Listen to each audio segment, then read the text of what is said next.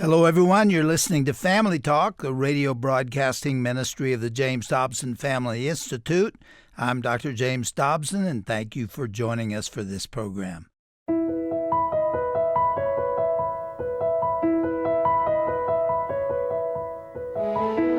If you talk to teenagers today, you will get the sense, talking to many of them, that they do not think of themselves as if they were creatures made by God. Of course, this is not true of all of them, thank God, but it is true of all too many of them. We must not let them undervalue themselves. We must not let them state their ontological identity wrongly. We must correct them and tell them who they are, in whose image they are made, and what destiny is theirs, what deserves to be loved, and what they deserve to avoid. Well, that is a profound clip from Dr. Bill Bennett, a dear friend of Dr. James Dobson and our guest once again today here on Family Talk. In a speech delivered in 1995, the former Secretary of Education and drug czar, Bill Bennett, explained that each generation faces a clear, binary choice. Will they choose the path of virtue as they seek to follow their Creator, or will they choose the path of nihilism, the belief that life is meaningless, which leads to the rejection of all moral principles? Sadly, too many young people have chosen the latter option. If life is meaningless then, and there is no God, they'll attempt to fill that God-shaped vacuum with the world's siren songs of promiscuity, as well as drugs and alcohol. Let's listen now to part 2 of Dr. Bill Bennett's provocative presentation entitled Setting a Higher Standard on today's edition of Family Talk. 1960. 5% of the children born in this country were born out of wedlock. In 1990, 30% of the children born in this country were born out of wedlock. Senator Moynihan, senior Democrat from New York, says that by early in the 21st century, if the current trends continue, we will have a 50% illegitimacy rate in this country. It is important to understand the nature of the challenge before us.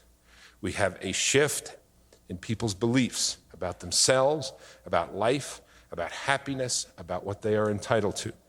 And nowhere has this shift been more consequential than in the brains of men and their other organs and their recognition or lack of recognition of their responsibilities toward families and children.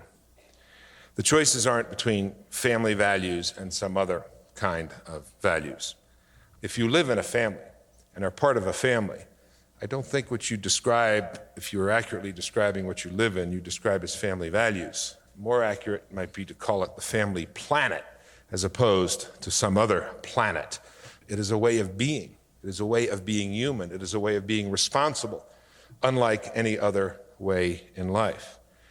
Josiah Royce, the great American philosopher, said once, "It's hard to wrestle with angels, but there are some blessings that can't be won in any other way." Well, it's hard sometimes to be in a family, but as I have found, old, new father, there are some blessings that cannot be won in any other way. The choice is not between family values and some other set of values. The choice is between values, or virtues, if you will, and nihilism. That is what the choice is about. It is about whether we regard ourselves as moral and spiritual beings, or whether we regard ourselves as something that television advertises to. The question, as the philosophers would say, is one of philosophical anthropology. Who do we think we are? If you talk to teenagers today, you will get the sense, talking to many of them, that they do not think of themselves in the way that we think God has made them. They do not talk about themselves as if they were creatures made by God. Of course, this is not true of all of them, thank God, but it is true of all too many of them. And we must be more confident and more assertive to them about what they are. We must not let them undervalue themselves. We must not let them state their ontological identity wrongly. We must correct them and tell them who they are, in whose image they are made, and what destiny is theirs, what deserves to be loved, and what they deserve to avoid.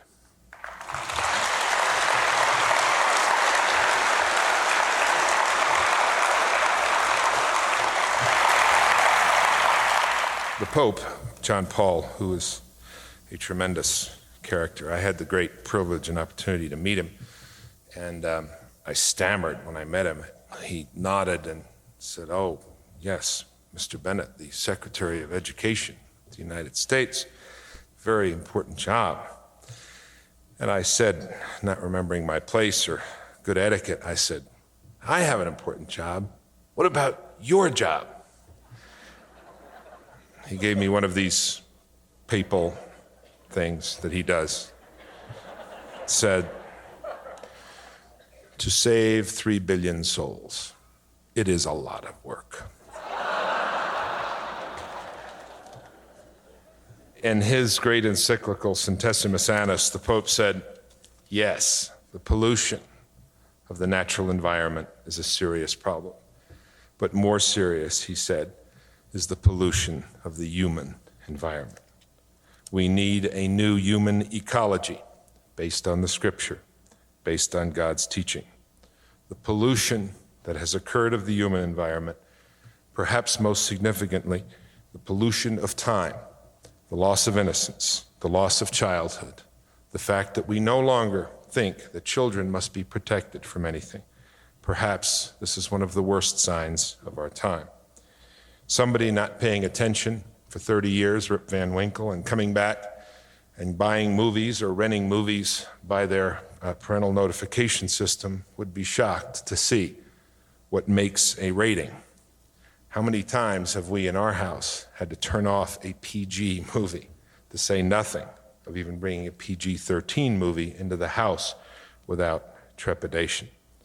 We have, for many of our children, denied them their innocence. I think of Yeats's poem, and in the ceremony of corruption, all innocence was drowned. I give you the times. It is not all the times. It is not everything that besets us, but I give you the times in this report of our meeting with Time Warner, which Jim Dobson so generously mentioned. Dolores Tucker and I, she, head of the National Political Congress of Black Women, a liberal Democrat, and I went to the executive offices of Time Warner, where we met with the chairman of the board, the president, head of Warner Music, several vice presidents. We brought with us lyrics from some of the songs that this company markets and sells. This is Warner Brothers. Remember Warner Brothers Goes to War? Remember Bugs Bunny? Remember a host of other Warner characters? We brought with us lyrics which talk about and exhort people to the degradation of women, to beating them up, assaulting them sexually, raping them, torturing them, and mutilating them. This is done by way of exhortation. We distributed the lyrics, and Mrs. Tucker, a deeply religious woman, said to the executives at Time Warner, "Will you read these lyrics aloud?" Not one would. Not one would. My colleague, Pete Wehner, we asked to read them aloud, and he read them. They are the most shocking, horrible things you can imagine. When we finished reading them, we said, "What do you think?" And the head of Warner Music, now the head of HBO, said, "I don't know. It's a tough call." I said, if that's a tough call, this is the end of civilization. Or if your view that this is a tough call is shared, it is the end of civilization. If this isn't horrible and bad, nothing is horrible and bad. We then got the anthropological cop-out. We got this answer. Well, it's not my cup of tea, but this is the authentic voice of the ghetto. To which Mrs. Tucker responded, "This kind of degradation of women is not the authentic voice of any Black American worth his salt."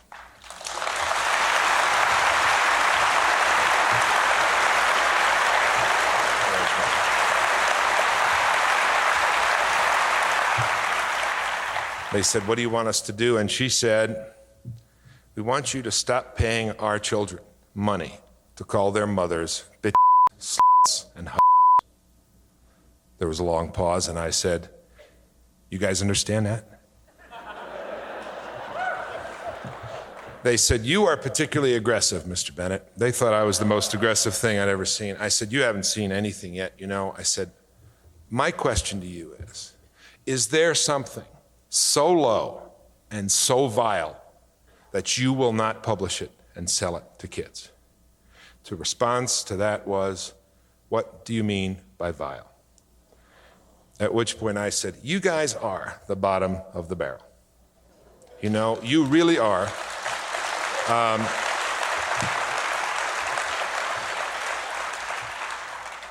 And it's a shame. Then came the hilarious moment. The chairman of the board said, "We'd like to continue this process of dialogue with which we have just begun." I said, "This is not a dialogue. We don't need to continue anything. Just stop doing this."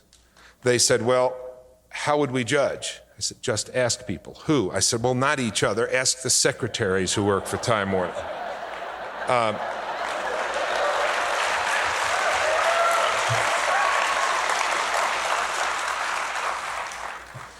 Then he said, "It's been a pleasure having you, Mr. Bennett." I said, "Well, thank you, Mr. Levin, but you don't have to say that. I know it hasn't been." He said, "No, we welcome the opportunity for a candid exchange of views, and we look forward to more meetings with you." I said, "No, you don't." I said, "Look, we're here because we made an ad. We made a fuss." He said, "Oh, no, that has nothing to do with your being here." I said, "Of course it does." I said, "You know, we can get a little attention in the media and the papers, and that's why we're here." He said, "No, you're here because of our interest in dialogue." And I said, "Baloney." And the chairman of the board of Time Warner said, "What did you say?" I said baloney. And he said, "I won't listen to language like that."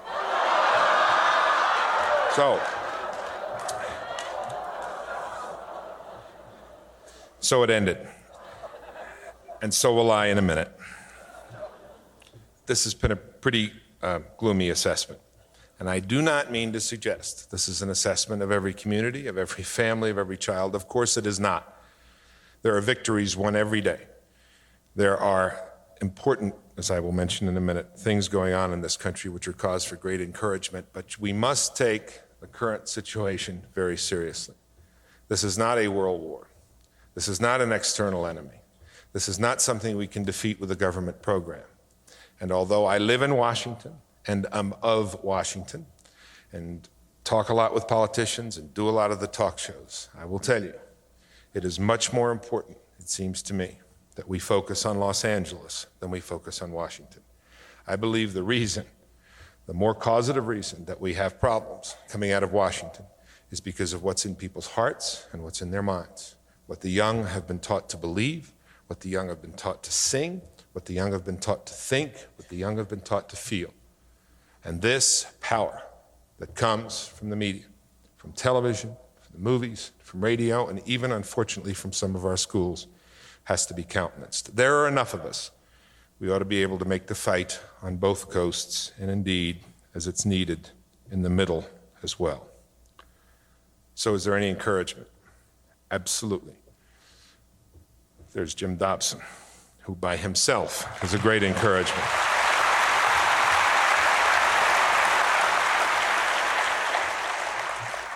One of the stories, the Book of Virtues, is a story called Horacious at the Bridge, and it's about one man at a bridge. It's remarkable how many stories in the Book of Virtues are about one man or one woman. We don't think in those terms today. We think collectively, or the schools would have us think collectivistically. But in the old stories, the good stories, the moral stories, one person, and we're proud to have him at our bridge. You are other heroes, the efforts and actions that you perform every day. There are some signs developing and rising in America that are most encouraging. One's been mentioned twice tonight already, to ripples of applause. Promise keepers. What an interesting thing is going on with promise keepers.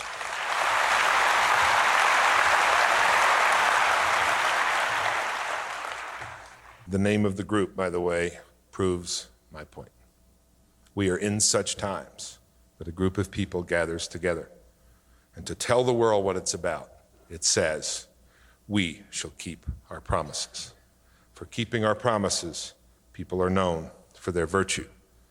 As we are confounded, I know Jim and I have talked about this, by people thinking us, our colleagues, heroic for simply doing what is ordinary and naturally right and decent and responsible. There are families who are daily making their efforts. And today on a little trip in Wilmington, North Carolina, I talked to a woman who told me of her daughter at Stanford. And her daughter at Stanford is in a sorority. And all the girls are virgins, and all the girls go to a Bible study. And they're working hard, and they're doing well, and they're having a great time. And she said, do you know how backward my girl is, my daughter? I said, no, tell me. She said she went to the doctor because she was having some trouble, and the doctor said, you're allergic. You got a lot of allergies. And she said, what am I allergic to? He said, well, most of all, you're allergic to hemp. And she said, what is hemp? She said, God bless my daughter. She doesn't know what hemp is. The Stanford doctor laughed, but she said, you know, a lot of her friends in the sorority house didn't know what hemp is either. Well, maybe we are making a comeback with these girls who don't know what hemp is. And my last point, excuse the self-reference. It's very important and was very instructive to me. I did get out of government and support myself in the private sector and did this book called The Book of Virtues. And I shopped it around. I shopped it around to a lot of people. And one publisher said, 800 pages, no pictures, no sex. One other publisher said, it's just a lot of moralizing stories. I said, yeah, that's sort of the point.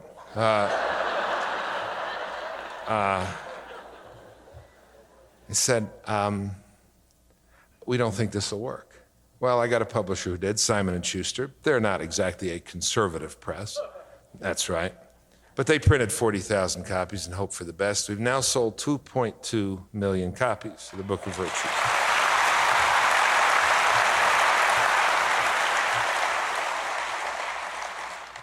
I outsold Roseanne 10-1. I outsold, my wife doesn't like when I do this because she'll say, you're boasting, but it makes a larger point. I've outsold Howard Stern about 20-1. I've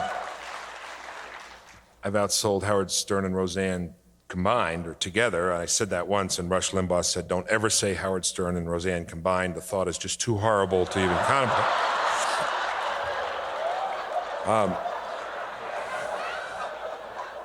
Well, you're a family group, you know about it. Anyway, I found out today we have outsold both O.J. Simpson books.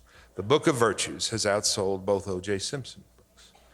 What does this tell you about American society? It tells me something very encouraging. Believe me, it is encouraging for me and for my heirs and their heirs and their heirs and for Catholic charities all over America. You know our little thing about purgatory. I have 4 get out of purgatory free passes right now.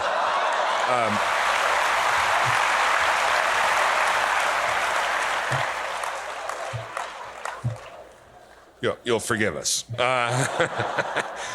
Morally, if not theologically, you will forgive us. Anyway, here's the point. That's why I'm doing all this boasting. At the end of the meeting with the Time Warner execs, these guys in their $2,000 suits and all with their St. Martin's tans, sitting there, they said, well, you guys from the government. I said, government? I'm not in the government. I'm not Bill Clinton. What do you mean the government? I'm in Washington. Well, you're in the government. I said, no. I'm in the private sector.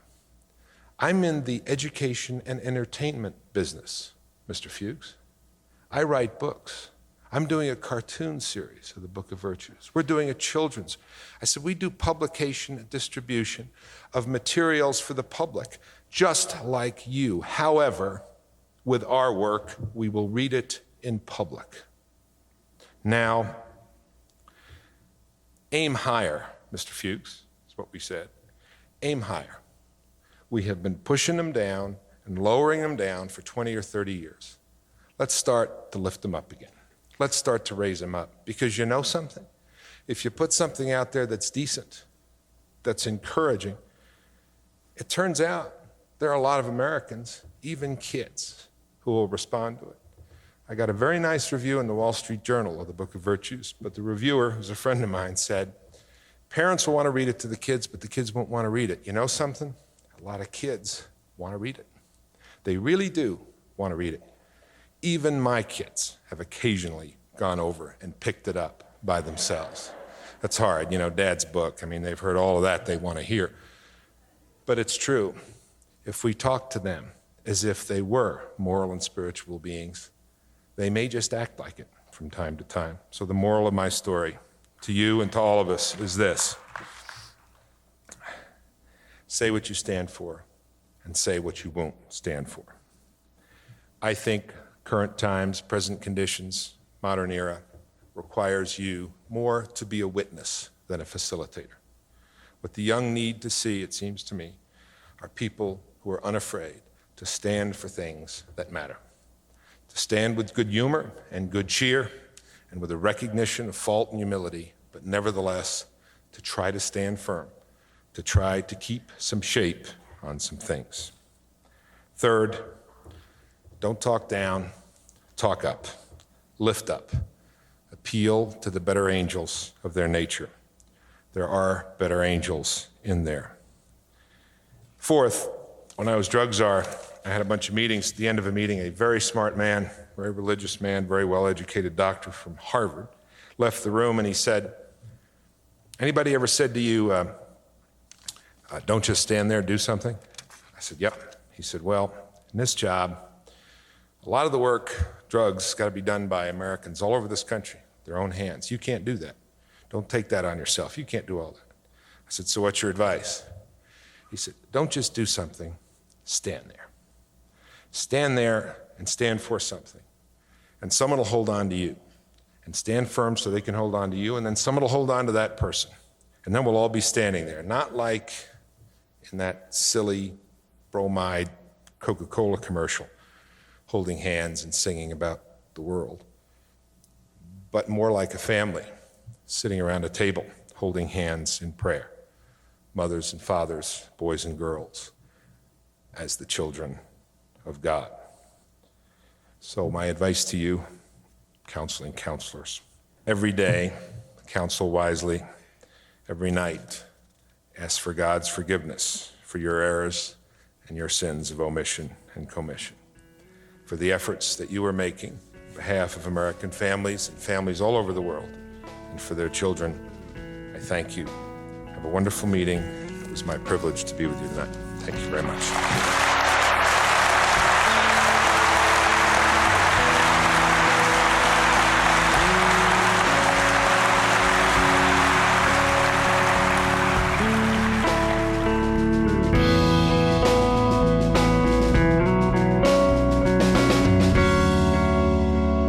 You are listening to Family Talk, and what we've just heard is the second part of a powerful presentation that Dr. Bill Bennett delivered in 1995 entitled Setting a Higher Standard.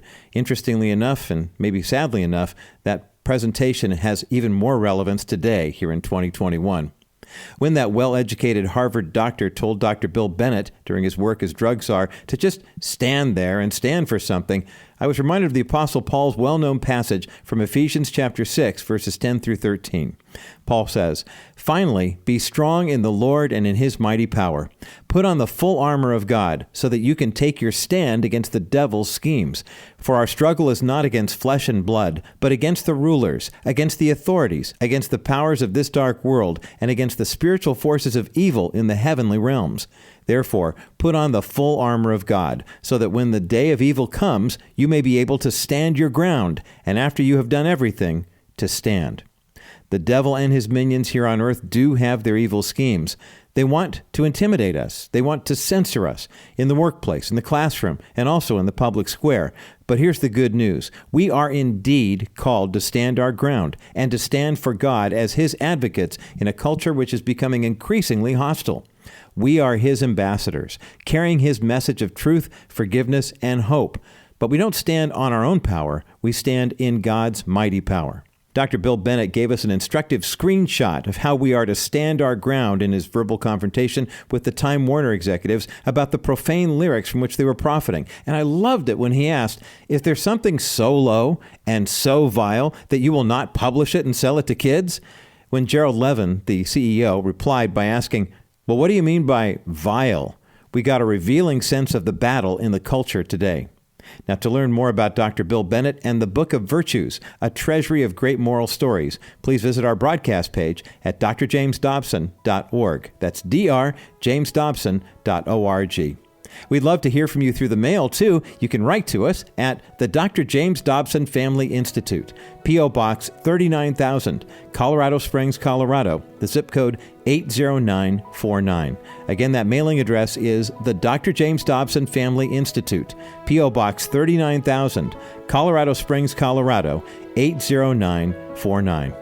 I'm Roger Marsh. Thanks for listening, and join us again next time for another edition of Dr. James Dobson's Family Talk.